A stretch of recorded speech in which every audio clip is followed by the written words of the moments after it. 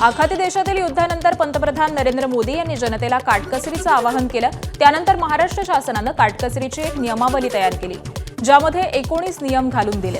बैठक भाषेद्वारे घ्या, त्याचबरोबर अधिकाऱ्यांनी दौरे कमी करा, अशा सूचना देण्यात आल्या.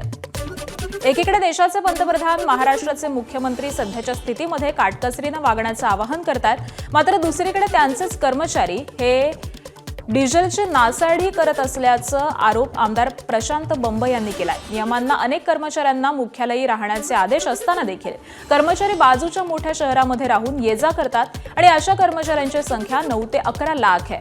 आणि यांच्या येण्या जाण्यासाठी वापरले जाणारे डिझेल हे पेट्रोल, त्याची किंमत कोट्यवधींमध्ये आहे. त्यामुळेच खरोखरच डिझेल आणि पेट्रोल वाचवण्याचं असेल आणि त्यांना मुख्यालयामध्ये राहणं बंधनकारक करणं गरजेचं असल्याचं आमदार प्रशांत बंब म्हणाले. या संदर्भामध्ये त्यांच्याशी बातचीत केली आमचे प्रतिनिधी कृष्णा खेंडे यांनी. महाराष्ट्रात असे अनेक कर्मचारी आहेत की जे लाखोंचं पेट्रोल आणि डिझेल वेस्ट करतायत, असं प्रशांत बंब यांचं म्हणणं आहे. नेमके कोण कर्मचारी आहेत आणि का वेस्ट करतायत हे आपण त्यांच्याकडनं जाणून घेणार आहोत. का असं तुम्हाला वाटतं आणि तुमचा मुद्दा नेमका काय आहे? बघा, सर्वप्रथम सन्माननीय पंतप्रधान महोदय आणि माननीय मुख्यमंत्री महोदयांनी जे आपल्याला आवाहन केलेलं आहे त्याला प्रत्येक नागरिकाचं कर्तव्य आहे की त्याचं पालन केलं पाहिजे. परंतु आज सर्वात महत्त्वाचं काय आहे, जसं संभाजीनगर जिल्हा आहे, इथे किमान 20,000 अधिकारी कर्मचारी ज्यांना त्यांच्या मुख्यालय म्हणजे गावातच राहण्याचा कायदा आहे, त्यांनी अशा वेळेला म्हणजे आत्ता बोलले म्हणून नाही, दररोजसुद्धा त्यांनी हे डिझेल पेट्रोल वेस्ट करू नये. परंतु आज ते दररोज अपडाऊन करतात आणि 20,000 व्हेकल्स दररोजचे विनाकारांचा लोड हा ट्रॅफिकवर येतो, डिझेल पेट्रोलवर येतो आणि ससे होलपोट होती पूर्ण नागरिकांची. माझी विनंती आहे आता सर्व अधिकारी कर्मचारी महोदयांना की बघा, तुम्ही 8-8, 10-10 वर्षापासून त्याच गावात राहतात, असं सर्टिफिकेट देऊन तुम्ही सगळं केलेलं आहे. ठीक आहे, मागच्या गोष्टी नंतर बघता येतील, परंतु आता तुम्ही सन्माननीय पंतप्रधान महोदयांनी, माननीय मुख्यमंत्री महोदयांनी जे आपल्याला सूचित केलेलं आहे त्याचं तंतोतंत पालन करावं. प्रत्येकाने आपापल्या गावात राहायला जावं आणि डिझेल पेट्रोलच्या बाबतीमध्ये जे देशावर समजा जे काही गोष्टी असतील, माननीय पंतप्रधान महोदयांचा जो हेतू असेल त्याला साध्य करण्याकरता मदत करावी. असं आहे की कायदा तुम्ही करता, अंमलबजावणी पण तुम्हीच करायचे, पण मग अंमलबजावणी तुमच्याकडून का होत नाही?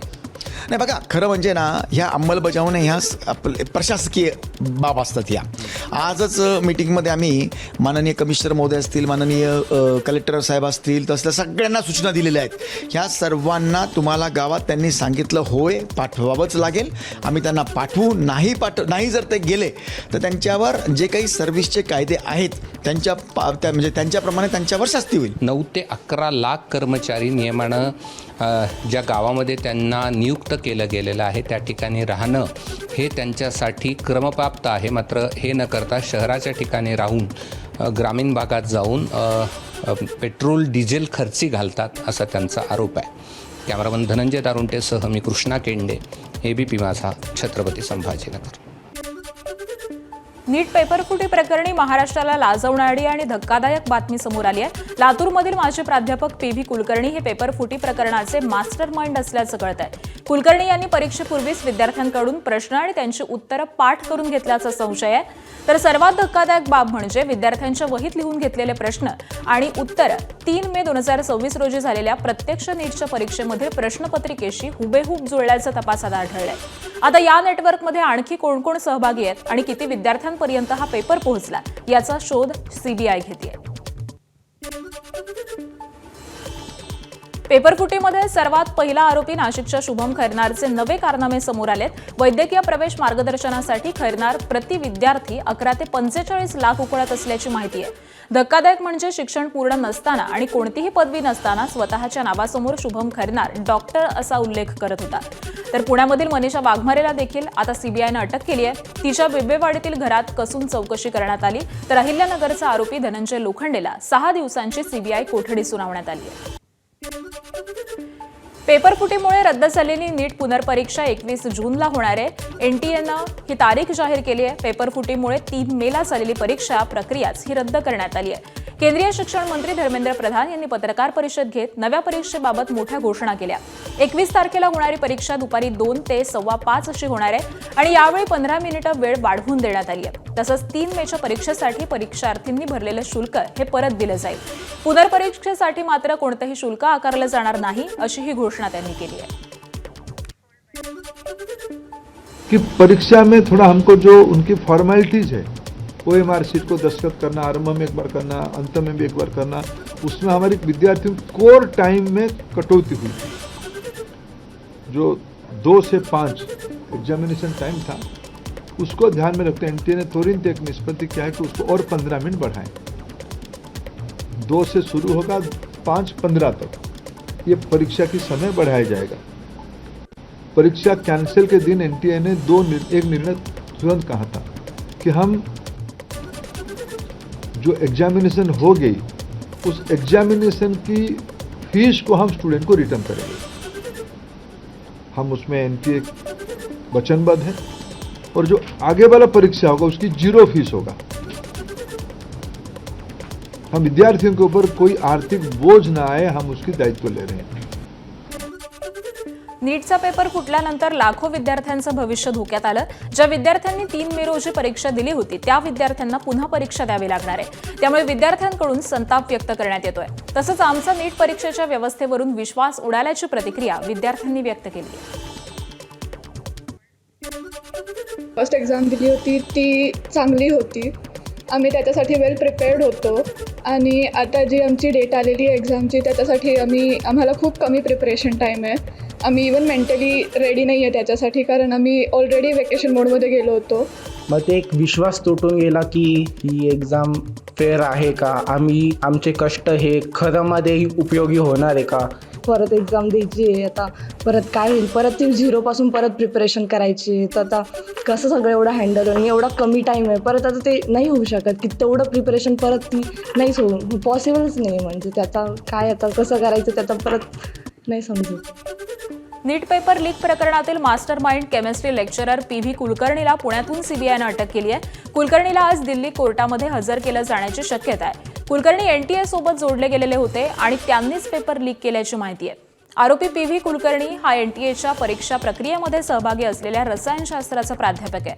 त्यामुळे त्याला प्रश्नपत्रिका उपलब्ध झाल्या ज्याचा त्यानं गैरवापर करून पेपर फुटी घडवून आणली आहे आणि अशी माहिती CBIनं दिली आहे. एप्रिल 2024च्या शेवटच्या आठवड्यात कुलकर्णीनं आपल्या नेटवर्कद्वारे काही विद्यार्थ्यांना एकत्र केलं होतं.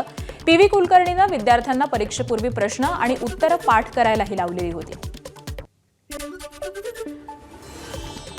पेपरफुटीमध्ये सर्वात पहिला आरोपी नाशिकच्या शुभम खैरनारचे नवे कारनामे समोर आलेत.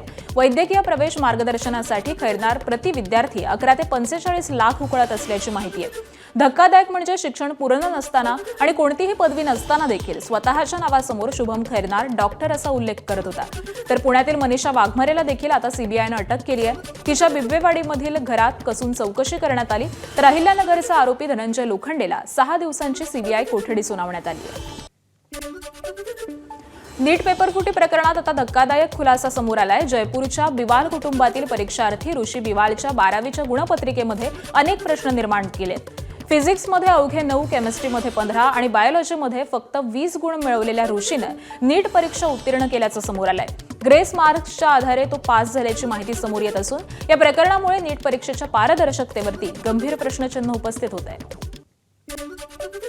नीट पेपरफुटी प्रकरणाचे गंभीर पडसाद आता समोर येत आहेत. उत्तर प्रदेशातील लखीमपूर खीरी इथं नीट परीक्षेची तयारी करणाऱ्या एका विद्यार्थ्यानं आत्महत्या केल्याची धक्कादायक घटना घडली आहे. ऋतिक मिश्रा या विद्यार्थ्यानं मोठ्या मेहनतीनं परीक्षा दिलेली होती. मात्र पेपरफुटी प्रकरणानंतर परीक्षा रद्द झाल्यानं तो मानसिक तणावात गेला अशी माहिती कुटुंबियांनी दिली आहे. पोलिसांनी घटनास्थळी पोहोचून तपास सुरू केलेला असून मृतदेह शवविच्छेदनासाठी पाठवण्यात आलाय. नीट परीक्षा रद्द झाल्याच्या धक्क्यातून दिल्लीच्या आदर्श नगर परिसरामध्ये एका 21 वर्षीय विद्यार्थ्यानं गळफास लावून आत्महत्या केल्याची धक्कादायक घटना घडली आहे. अंशिका असं या मृत विद्यार्थिनीचं नाव आहे. पेपरफुटीमुळे परीक्षा रद्द झाल्यानं ती प्रचंड मानसिक तणावाखाली होती. अमरावतीमध्ये युवक काँग्रेसकडून पेपरफुटी प्रकरणाचा निषेध करत जोरदार आंदोलन करण्यात आलं. जिल्हाधिकारी कार्यालयासमोर निदर्शनं करत कार्यकर्त्यांनी केंद्रीय शिक्षण मंत्री धर्मेंद्र प्रधान यांचं पोस्टर जाळून आपला संताप व्यक्त केलाय. नीट परीक्षा पेपरफुटीमुळे रद्द झाल्यानं लाखो विद्यार्थ्यांचं भवितव्य धोक्यात आल्याचा आरोप करत सरकारवरती गंभीर आरोप करण्यात आले. तर या प्रकरणातील सर्व दोषींवरती कठोर कारवाई करून त्यांना तुरुंगात टाकण्याची मागणी देखील यावेळी करण्यात आली.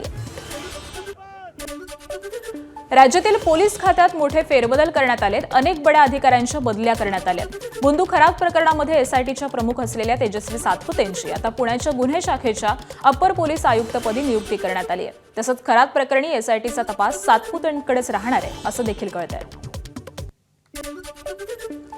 नाशिकमधील बोंधू अशोक खरात प्रकरणी चर्चेत आलेले नाशिकचे आयजी दत्तात्रय कराळेंची बदली झाली आहे. दत्तात्रय कराळे यांची राज्य मानवी हक्क आयोगाच्या विशेष पोलीस महानिरीक्षकपदी बदली करण्यात आली आहे. तर प्रवीण पडवळ नाशिक परिक्षेत्राचे विशेष पोलीस महानिरीक्षक असणार आहेत. खरात प्रकरण आणि इगतपुरी कॉल सेंटरसह 400 कोटींच्या कंटेनर प्रकरणामध्ये देखील दत्तात्रय कराळे हे चर्चेत आलेले होते. कराळेंच्या बदलीनंतर सामाजिक कार्यकर्त्या अंजली दमानी यांनी प्रतिक्रिया दिली आहे. दत्तात्रय कराळे यांची बदली नाही तर निलंबन व्हायला हवं होतं असं दमानिया म्हणाल्या. आयजी दत्ता कराळे यांची बदली करण्यात आली आहे हे ऐकून बरं वाटलं. खरं तर हे बदली नाही, निलंबन व्हायला हवं होतं. कारण त्यांच्या विरुद्ध अशोक खरातांच्या प्रकरणामध्ये आपण तो व्हिडिओ बघितला ज्याच्यात ते त्यांच्या मंचावरनं भाषण देत होते. खरं तर एका आयजी पदावर असलेल्या व्यक्तीने असं करणं अतिशय चुकीचं आहे. खरात प्रकरण सोडून सुद्धा आयजी दत्ता कराळेंवर अनेक आरोप आहेत. एक सिरियस सीबीआय एन्क्वायरी देखील चालू आहेत आणि कुठेतरी मला असं वाटतं की हे सगळे भ्रष्ट ऑफिसर्स जे आहेत त्यांना या मोठ्या पदांमधनं काढलं. नाशिकच्या टीसीएस प्रकरणातील 5ही संशयित आरोपींचे जामीन अर्ज न्यायालयानं नामंजूर केलेत. अश्विनी चेनानी, रजा मेमन, आसिफ अन्सारी, शाहरुख कुरेशी आणि तौसिफ अत्तार या आरोपींचा जामीन फेटाळण्यात आलाय. नाशिक सत्र न्यायालयानं आरोपींचा जामीन अर्ज नामंजूर केलाय. सर्व आरोपींच्या वकिलांनी युक्तिवाद केला होता की या आरोपींना अटक करण्याचं कारण नव्हतं, अचानक त्यांना अटक केलं. यांनी सगळ्यांनी तपासाकामी मदत केली असती, ते कुठेही फरार झाले नसते. त्या आरोपींना कायदेशीर पूर्तता करून प्रॉपर रिझनिंग आणि ग्राउंड्स देऊन त्यांना त्याच्यामध्ये अटक केली. ती अटक योग्य होती हे कोर्टापुढे सरकार पक्षातर्फे मांडण्यात आलं. अश्विनी चेनानी या ज्या आहेत त्यांनी या प्रकरणामध्ये जर सुरुवातीपासून दखल घेतली असती तर हा गुन्हा पुढे एवढा लांबला नसता. त्यांच्या वकिलांचा असा तर्क होता की आमच्याकडे कुठल्याही प्रकारच्या लेखी तक्रारी आल्या नाही. माननीय सर्वोच्च न्यायालयाचे निवाडे त्याच्यामध्ये दाखल केले आणि त्यानुसार आज माननीय कोर्टाने सर्व आरोपीचे जे जामीन अर्ज आहे ते सर्वच्या सर्व नामंजूर. पुण्याच्या रुग्णालयात बॉम्ब आढळल्याप्रकरणी धक्कादायक माहिती समोर आली आहे. उपचारासाठी पैसे नसल्यानं आरोपीनं बॉम्ब बनवल्याचं तपासात उघड झालंय. पोलिसांनी दिलेल्या माहितीनुसार बॉम्बमध्ये कोणतीही स्फोटकं नव्हती. बॉम्बची धमकी देऊन रुग्णालयाकडून खंडणी उकळण्याचा आरोपीचा डाव होता. आरोपीनं युट्यूबवरून बॉम्ब बनवण्याचं प्रशिक्षण घेतल्याची माहिती देखील पोलिसांनी दिली. 10 तारीखला त्या हॉस्पिटलला काही पर्सनल ट्रीटमेंटसाठी गेला होता, जिथे त्याचे काही एस्टिमेट त्याचे खर्चाचे देण्यात आला होता. ते त्यांच्याकडे ते पैसे नव्हता म्हणून त्यांनी अशा प्रकारचे त्यांनी एक प्लॅन केला आणि हे कृत्य केले असल्याचे प्रथमदर्शनी तपासात दिसते. तपास आता यामध्ये कोणताही प्रकारचे टेरर अँगल या पूर्ण घटनेमध्ये नाही आहे. हे फक्त एक इंडिव्हिज्युअल ॲक्ट होता आणि त्याचे मोटिव्ह प्रथमदर्शनी एक्स्टॉर्शन करण्याची हेतू असल्याचे प्रथमदर्शनी दिसून येत आहे. प्रथमदर्शनी तपासमध्ये त्या डिव्हाइस जे होता त्यामध्ये एक्सप्लोसिव्ह कंटेंट पण नव्हता अशा प्रकारचे प्राथमिक दृष्टीने समजते. परंतु ते शेवटी फॉरेन्सिक रिपोर्ट डिटेल आल्यानंतरच आपल्याला डिटेल कळेल. आरोपी जे आहे त्याचे कोणताही पूर्व इतिहास क्राईम रेकॉर्ड अभिलेखवर दिसून येत नाही. परंतु इतर बाकी जे काही ठिकाण आहे तिथे त्याचे झडती वगैरेची प्रक्रिया इतर. नाशिकच्या पंचवटीतील हिरावाडी रोडवरती असलेल्या समृद्धी ज्वेलर्सवर 5 ते 6 सशस्त्र दरोडेखोरांनी दरोडा टाकण्याचा प्रयत्न केलाय. दरोड्याच्या या घटनेमध्ये बंदुकीचा मागचा भाग लागल्यामुळे एक जण गंभीर जखमी झालेला असून त्याच्यावरती रुग्णालयात उपचार सुरू आहेत. तर फॉरेन्सिक लॅबच्या माध्यमातून पुरावे गोळा करण्याचं कामही सुरू आहे. भिवंडी शहरातील भाजी मार्केट परिसरामध्ये वाढलेल्या अतिक्रमणाविरोधात भिवंडी महानगरपालिकेच्या अतिक्रमण विभागानं मोठी कारवाई केली आहे. प्रभाग समिती क्रमांक 5 अंतर्गत जुन्या निजामपूर पोलीस ठाण्यासमोर आणि आसपासच्या रस्त्यांवरील अनधिकृत हातगाड्या, फळ त्याचबरोबर भाजी विक्रेत्यांची दुकानं जेसीबीच्या सहाय्यानं हटवण्यात आली. या कारवाई दरम्यान काही प्रमाणामध्ये गोंधळ आणि दुकानदार आणि अधिकाऱ्यांमध्ये शाब्दिक वादही झाल्याची माहिती आहे. परिसर मोकळा करण्यासाठी पोलीस बंदोबस्तात ही मोहीम राबवण्यात आली. बीडच्या वैतागवाडी गावामधील अशोक महादेव डिसले या तरुणानं गळफास घेऊन आत्महत्या केली आहे. मराठा आरक्षण आंदोलनादरम्यान अशोकवरती गुन्हा दाखल झाला होता. याच गुन्ह्यात वारंवार पोलीस ठाण्यासह न्यायालयाचे उंबरठे झिजवावे लागत होते आणि त्यामुळे कुटुंबातील सदस्यांसह अशोक नैराश्यात होता. हाच होणारा त्रास असह्य झाल्यामुळे अशोकनं गळफास घेत आपलं जीवन संपवल्याची माहिती त्याच्या कुटुंबानं दिली आहे. तर मराठा आंदोलक मनोज जरांगे पाटील यांनी वैतागवाडी गावामध्ये पोहोचून डिसले कुटुंबाचं सांत्वन केलंय. दरम्यान नैराश्यातून कोणत्याही तरुणांना आत्महत्यासारखं टोकाचं पाऊल उचलू नका, माणूस राहिला नाही तर आरक्षणाचं करायचं काय, असं आवाहन जरांगेंनी केलंय.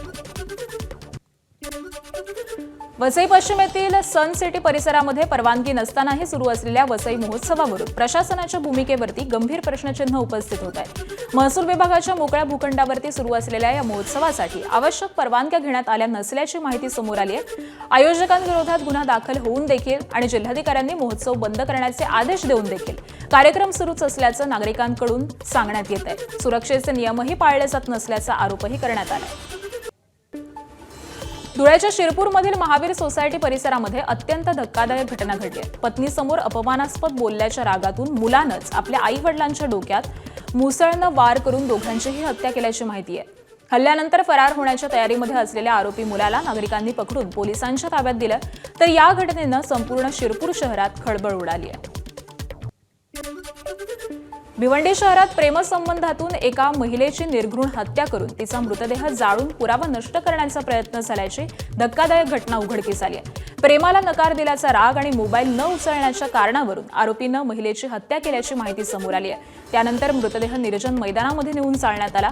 या प्रकरणी भिवंडी गुन्हे शाखेनं तपास करत संजय मुकादम उर्फ द्वारका प्रसाद वर्मा या आरोपीला अटक केलेली असून त्यानं गुन्ह्याची कबुली देखील दिली.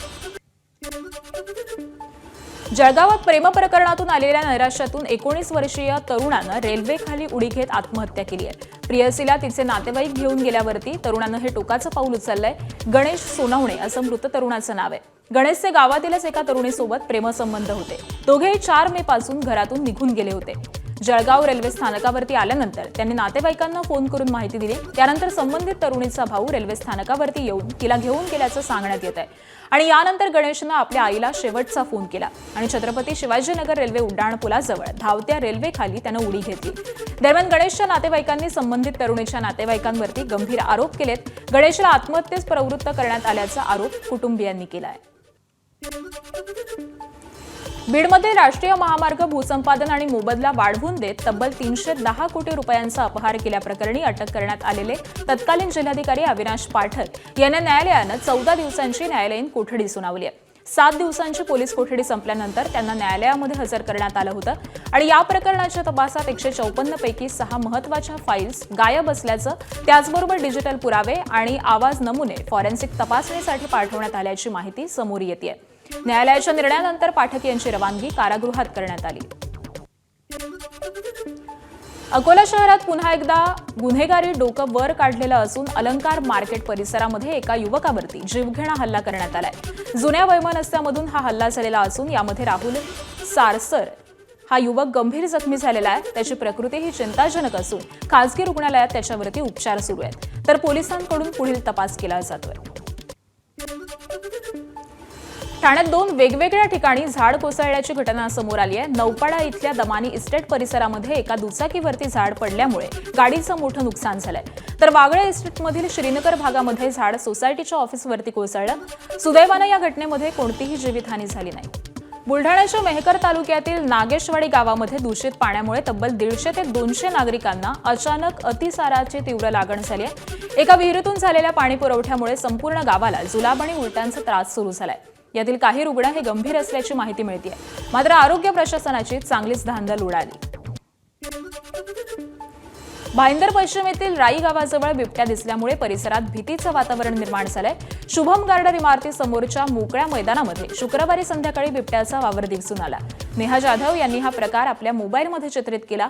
यापूर्वी देखील भाईंदर पूर्व परिसरामध्ये बिबट्या आढळलेला होता आणि त्यामुळे नागरिकांनी वन विभागानं तातडीनं सापळा लावून बिबट्याला पकडण्याची मागणी केली आहे. यंदा नैऋत्य मान्सून केरळमध्ये वेळेआधी दाखल होण्याची शक्यता हवामान विभागानं व्यक्त केली आहे. 26 मे रोजी मान्सून केरळ किनारपट्टीवरती पोहोचू शकतो. मात्र 22 ते 30 मे या कालावधीमध्ये कधीही मान्सूनचं आगमन होण्याचा अंदाज वर्तवण्यात आलाय. अंदमान समुद्र आणि बंगालच्या उपसागरामध्ये मान्सूनसाठी अनुकूल वातावरण तयार झालेलं असून यंदा देशामध्ये सरासरीच्या जवळपास 92% पावसाचा अंदाज हवामान विभागानं वर्तवलाय. एबीपी माझा, उघडा डोळे बघा नीट.